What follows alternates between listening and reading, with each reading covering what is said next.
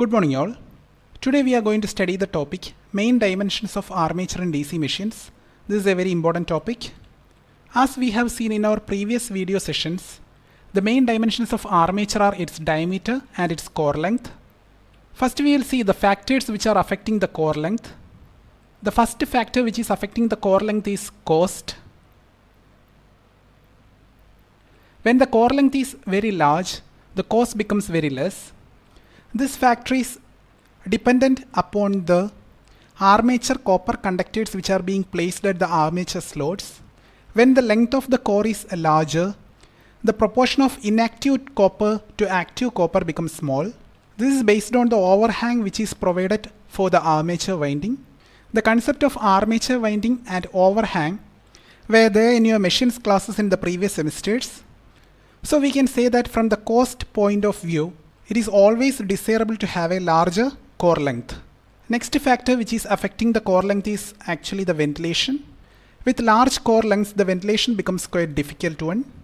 If proper ventilation is not being provided for the machines, then temperature rise of the machines becomes very high, which is actually an undesirable effect. Therefore, in the case of machines which are having larger core lengths, it is necessary to provide the radial ventilating ducts in order to reduce the temperature rise.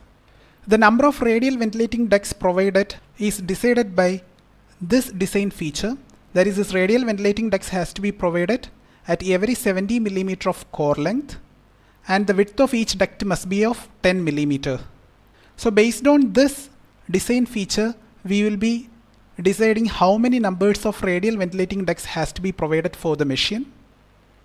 And this radial ventilating ducts has to be provided only if the core length has been exceeded 0.12 meter. Cost and ventilation are the two factors which plays a major role in deciding the core length. Next we are going to see the limiting value of core length. That is actually the parameter which will limit the core length to a particular value. The limiting factor is actually the voltage between adjacent commutator segments. In the case of DC machines, while designing, it must be ensured that the voltage which is existing between the alternate commutator segments should not exceed more than 30 volt. This is the main limiting factor which is deciding the value of core length. Here you can see the steps which are being followed to calculate the maximum voltage which exists between the adjacent commutator segments. The average voltage which is existing between the adjacent commutator segments under no load condition is given by the relation ZC into EZ. In this, ZC is actually indicating the number of conductors between adjacent commutator segments, and EZ is average voltage per conductor at no load. Since you know the value of average voltage per conductor and the number of conductors which is existing between the adjacent commutator segments, by multiplying this two, definitely you will be able to obtain the relation for the average voltage which is existing between the commutator segments, which is given by the relation ZC into EC. If the number of turns per coil is indicated as TC, then this ZC in this relation can be substituted as 2 times TC value. As you very well know that each turn is formed by 2 conductors. The average value of induced EMF per conductor can be easily found out by using the standard relation BLV sin theta. You have studied this relation in your +2 classes. Since the conductors are placed perpendicular to the magnetic lines of flux, the value of theta will be 90. Therefore, sin theta's value will be 1. So instead of Ez, we can make the substitution B average into L into V. Here we will be indicating this velocity term as the peripheral velocity one. In this relation, if you make the substitution of BGM instead of this B average, you will be able to obtain the value of maximum voltage which is existing between the commutator segments. So the value of this armature core length is limited in such a way that the value of ECM should not exceed that of the 30 volt. An example is shown here for the calculation of armature core length, considering the limiting factor, that is the voltage, maximum value of voltage which is existing between the adjacent commutator segments as 30 volt. In this example, the maximum value of flux density is considered to be 1.2 Weber per meter square, peripheral speed is 30 meter per second, and number of turns as 1. You have to make the substitutions in the relation which we have obtained in previous slide. Then you will be able to get the value of armature core length as 0.4166 meter. From our previous video sessions, we very well know that armature power is directly proportional to d square L. So in the case of large rated machines where the armature power is quite high, due to this limiting value of armature core length, such large rated machines are designed with large value of armature diameter. So far we have seen the factors which are affecting armature core length. Now we are going to see the factors which are going to affect armature diameter. The first factor is peripheral speed. The relation for peripheral speed is given as pi d into small n. The small n is actually the speed in RPS. The range of peripheral speed is given as 15 to 50 meter per second, and its limiting value is 30 meter per second. If peripheral speed has exceeded this limiting value, then the centrifugal force which comes into existence will be very large one, which will cause the overhangs and rotor assembly to fly out. This is an undesirable condition. Therefore, it must be ensured that the peripheral speed will never exceed a value of 30 meter per second. Next parameter is pole pitch. As you know, the relation for pole pitch is pi d divided by p, where p is actually the total number of poles. For a two-pole machine, the pole pitch has a limiting value of 240 millimeter. Similarly, in the case of four-pole machine, it has to be between 240 and 400. This constraining feature will decide what value has to be selected for diameter of the machine, because the relation for pole pitch is pi d by p. So if the value of p is 2, it must be ensured that the value of pole pitch has to be less than 240 millimeter. Then you will be able to find the value of armature diameter from that relation. Just like the limiting factor of armature core length, there is a limiting factor for armature diameter also. The power developed in the armature is given by the relation EIA into 10 raised to minus 3 kilowatt. The value of E will be the back EMF in the case of DC motor, and the value of E will be the generated EMF in the case of DC generator. You have studied the derivation of the value of this generated EMF or back EMF in your machines course, that is 5P and Z by 60A. This E is actually the EMF induced per parallel path. So if we know the EMF induced per conductor and the number of conductors per parallel path, we can easily find the induced EMF per parallel path. The EMF per conductor is given by the relation Ez, and conductors per parallel path can be written as Z by A. In machines course you have studied this as capital A, but while coming in this subject you will be learning it as small a.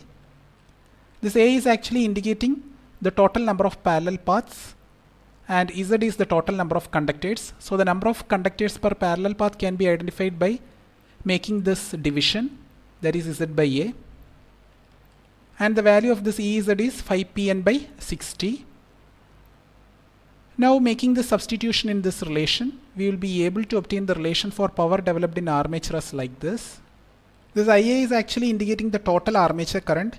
If you are dividing it with the number of parallel paths, you will be able to obtain the relation for current per parallel path, that is actually the current which is flowing through each conductor. Therefore, this Ia by small a can be substituted as I small z. In this relation, this Z into Iz can be replaced as pi d AC, that is from the standard relation of specific electric loading. Now from here you will be able to write the relation for armature diameter as P into 10 raised to 3 divided by pi into AC into Ez. If the limiting values of AC and Ez are assumed to be 40,000 and 7.5, this is actually the limiting value of AC, that is specific electric loading, and this is actually the limiting value of Ez, which is actually the EMF induced per conductor. So after making the substitutions, we will be able to obtain the value of D as 0.001 P. So these two limiting values of AC and Ez results in a relation between diameter and the power developed in armature as D is equal to 0.001 P. From this relation, it's very clear that for a 1000 kilowatt machine, if you are making the substitution of 1000 for this value of P, we will be able to get the value of diameter as 1 meter. That is, this limiting values of AC and EZ will limit the value of armature diameter less than 1 meter. These limiting factors of armature diameter and armature core length are very important topics.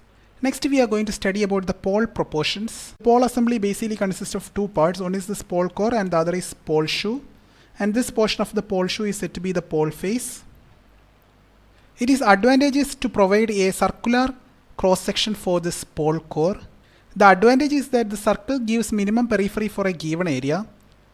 Therefore, the length of mean turn of a field winding required will be quite small, comparing with that of the rectangular or square pole cores. As the length of field winding requirement is small in the case of circular pole cores, the cost of copper required and the copper loss which is occurring in the field winding both gets reduced. But the disadvantage of providing the circular pole core is a solid casting has to be provided for the case of circular pole core. The solid casting will result in the increased core loss because this is actually not a laminated structure. It will be just a single solid piece which will be provided for the circular pole cores. As the iron losses are more, this will further result in commutation problems. So usually circular poles are not preferred in the case of, that is, circular pole cores are usually not preferred in the case of DC machines. Generally used pole cores are either of rectangular type or of square type.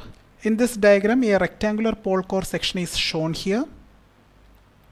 In both the case of rectangular as well as square pole core sections, we will be able to provide a laminated field structure which will be able to reduce the value of iron losses to a very small value. But the disadvantage part is, in the case of both rectangular as well as square pole cores, comparing with that of the circular pole core, the mean length of field winding required will be quite large. This will increase the cost as well as the core loss. If we are using a square pole core, the width of this pole core portion, which is indicated as BP, and the length of this pole core, this two will be equal. The relation between the width of pole body, that is BP, and the pole pitch is given here. That is, the width of pole body is about 0.45 to 0.55 times that of the pole pitch. Pole pitch is actually given by the relation pi d divided by p. The core length can have a value up till twice the width of pole body. That is, the range of core length is given here. That is from BP to 2BP. This is actually the width of pole core, or we can say the width of pole body. Pole core and pole body both are one and the same. So if the value of L is equal to BP, means it is actually a square pole core, and greater than BP means definitely it will be rectangular pole cores. It's very clearly given here how the BP is related with pole pitch. Thus, while varying the value of pole core length from BP to 2BP, from the relation associated with BP and pole pitch, we can write L is equal to 0.45 times pole pitch to 1.1 times pole pitch. From here, we will be able to obtain the relation for L by pole pitch as 0.45 to 1.1. This is actually the range of this ratio L by pole pitch. So this ratio is actually the prime factor in deciding the length of core and the proportion of pole. So you must remember this range value, that is the range of the ratio L by pole pitch. Even though it can have this range, usual values of this range is selected as 0.7 to 0.9. Some designers generally prefer a square pole face. In the case of a square pole face, we can say the value of B is same as that of the value of this L. In the case of poles, the ratio of pole arc to pole pitch is given by a term psi. Therefore, we can write pole arc is psi times that of the pole pitch. So in the case of square pole face, we will be able to write L is equal to B is equal to psi times pole pitch. As the value of this psi is ranging from 0.64 to 0.72, making the substitution here, we will be able to write the value of L as 0.64 times pole pitch to 0.72 times pole pitch. You will get a clearer idea of this while solving the numerical problems.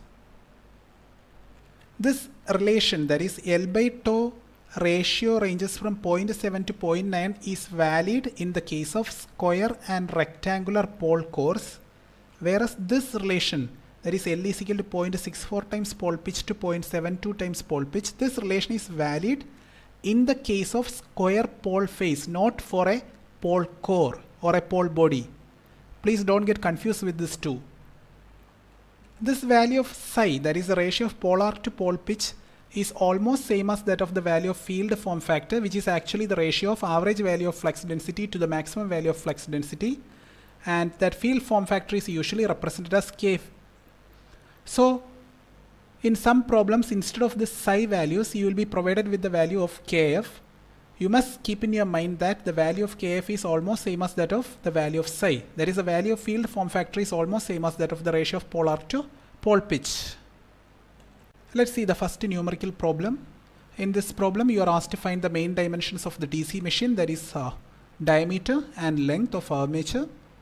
The power rating of the machine is given. It's a 4-pole machine and it is running at a speed of 1000 RPM and its rated voltage is 220 volt. Full load efficiency is given. BGM's value is given. AC value is given. Kf, you are not given the value of psi, instead you are provided with the value of Kf. As I have mentioned in the previous slide, the value of Kf is same as that of the value of psi. And it's given that the maximum efficiency is occurring at full load condition. Okay. Field current is 2.5% of rated current and the pole phase is a square one. It's very clearly given that the pole phase is a square one. So in this problem, first you have to find the value of PA. Second, you have to find the value of C0. Then if you know the value of PA and C0, you will be able to obtain the value of D square L. So from there you will be able to get a relation relating D and L. Another relation also you have to find it connecting this D and L. By using these two relations, you will be able to fetch the values of D and L. So now let's see. In the first step, we have to calculate the value of armature power developed.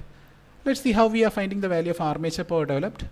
Output power is given as 7500 and the efficiency value is given. So from here we will be able to calculate the value of input power.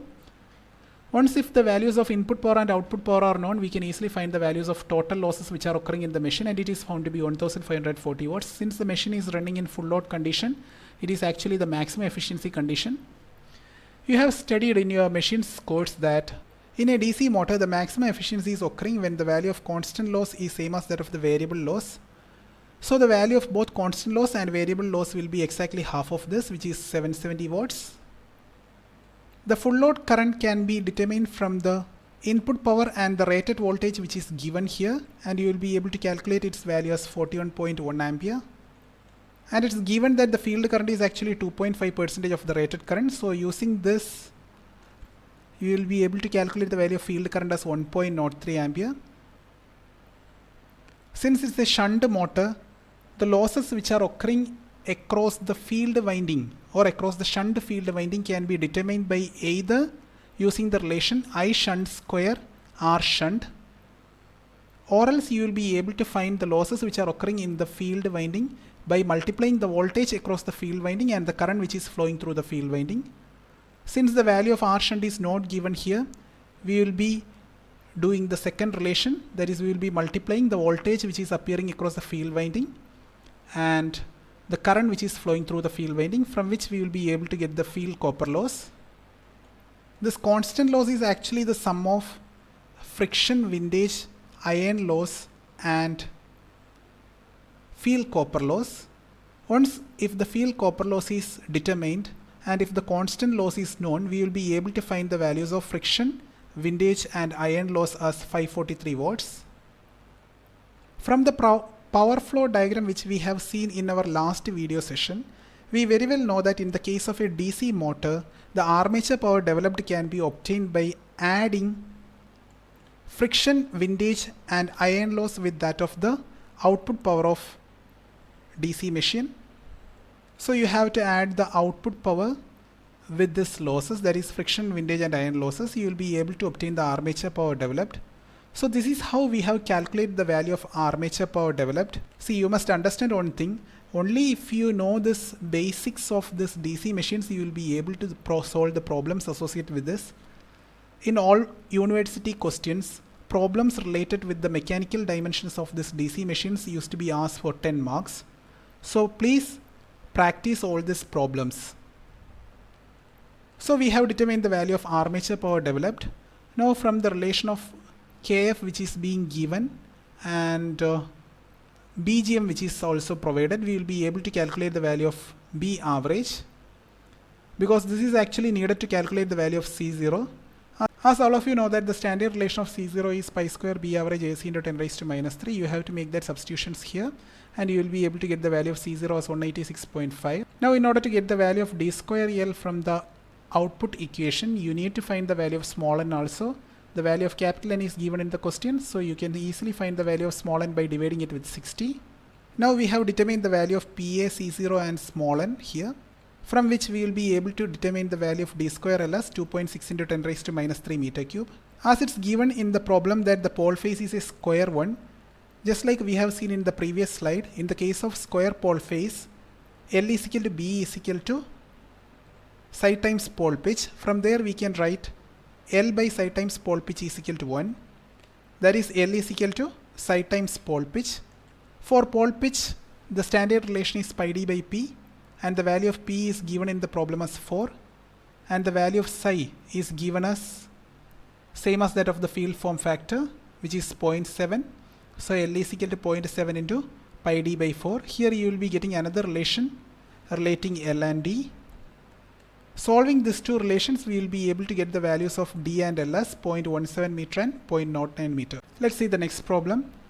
In this problem, you are provided with a DC shunt generator of power rating 50 kilowatt. It's a 4-pole machine and the value of capital N is 600 RPM. Rated terminal voltage is 220 volt. Value of BG is given as 0.83 Weber per meter square. AC value is given as 30,000. You are asked to find the value of D and L considering it as a square pole phase 1.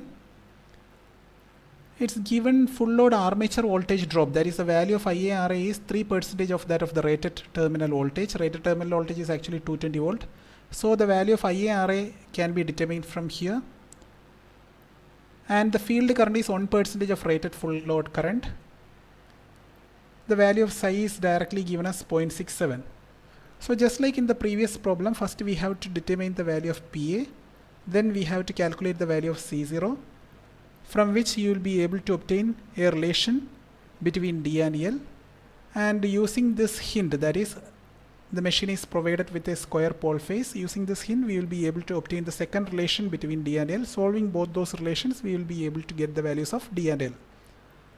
So let's see. First we have to find the value of PA. The value of PA can be easily determined by E into IA into 10 raised to minus 3.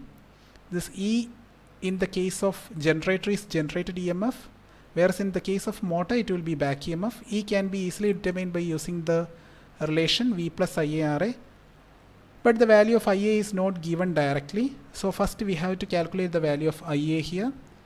In the case of DC shunt generator, you very well know that IA is equal to IL plus IF. It's better to draw the diagram of a DC shunt generator. Then you can write this relation by yourself from the diagram itself.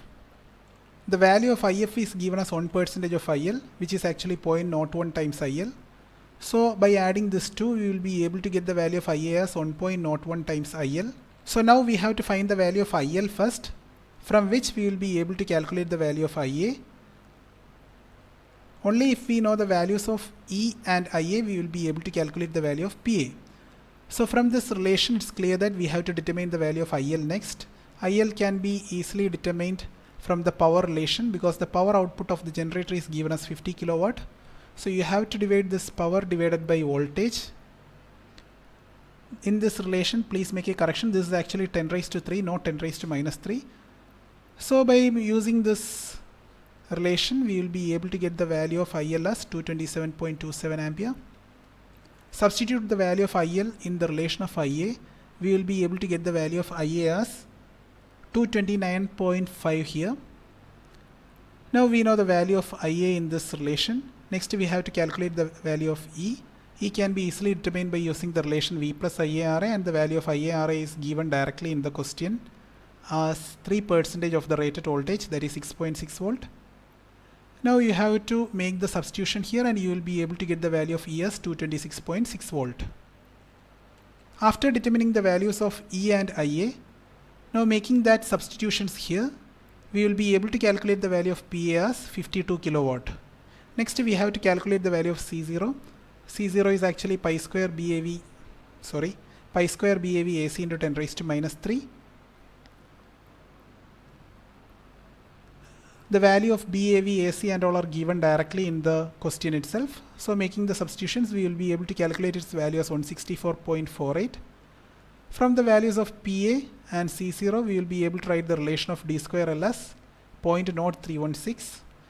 In order to obtain the next relation between D and L, it's given that the machine is provided with a square pole phase. In the case of square pole phase, the value of B is same as that of the value of L. So the ratio of pole arc to pole pitch is given as 0.67. That is the value of B by tau is given as 0.67. Since B is same as that of L, in the case of square pole phase, we can write L by tau is equal to 0.67. For this pole pitch term, you can make the substitution pi d by P. The value of P is given as 4. So from here you will be able to obtain the second relation between L and D. By using this relation 2 and 3, we will be able to get the values of D and L as 0.391 meter and 0.205 meter. You have to practice more problems similar to this, then only you will be able to solve the problem which will be asked in the university question. Okay, with that we are completing today's session. Thank you.